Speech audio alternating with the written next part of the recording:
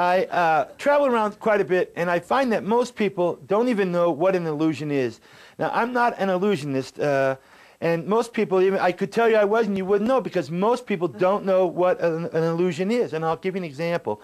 What would be your definition of an illusion? I'll get back to you.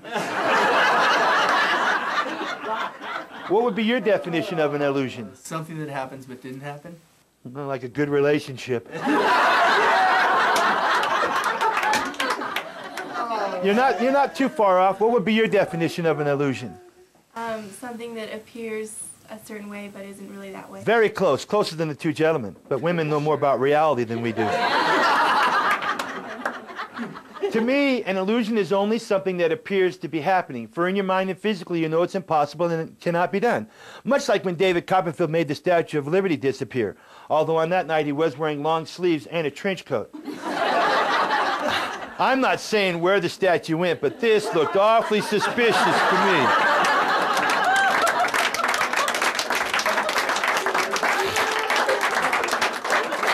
Unlike any other magician you'll ever see, I allow you to examine my props. So for this one moment, I am going to hand you this. This is a short piece of rope. You may examine that. This is probably the medium piece of rope. You may examine that. And this is a long piece of rope. Basically, the reason I pass these out is so the rest of the audience realizes that all I'm using are 3 different lengths of rope. They're not gimmick or tricked up in any way, and basically are made up of the same material. The only thing that makes them different are their length. Would you agree? Yes. Now, if you think I have separated them for some mysterious reason, please feel free to mingle. Leave it to a woman. She's not very trusting soul. All right. So this is a short piece of rope, this is a medium piece of rope, and this is a long piece of rope. And the way this trick originated is when I was in high school. We had a professor come over once a week from the college. This man was always baffling me with his mathematical problems. Whenever I got the chance, I would try to fool him. I said, "Professor, did you know the 3 pieces of rope were all the same length?" He said, "Michael, did you know you were flunking this class?" I hated that guy. I said, "Professor, watch closely. When you bring the short piece of rope to the top like this, when you bring the medium piece of rope to the top like this, and when you bring the long piece of rope to the top like this, you could agree, from my thumb up, they might be the same length." Dead silence then, dead silence now. As you can see, the silence doesn't bother me anymore.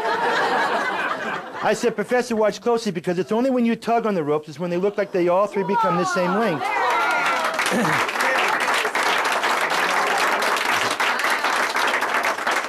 And that's when I showed him that I had 1 piece of rope, and that I had 2 pieces of rope, and that I had a 3rd piece of rope, all the same length. He then turned to me after the near-deafening applause.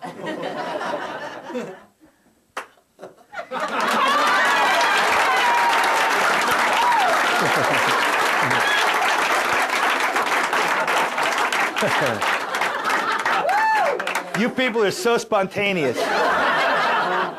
He said, "Michael, that's physically impossible. How did you do that?" And I said, "Professor, to tell you the truth, every time I've ever done this trick, I've always started off with this, the short piece of rope first, the medium piece of rope second, and I save the long piece in case I screw up and have to start over again."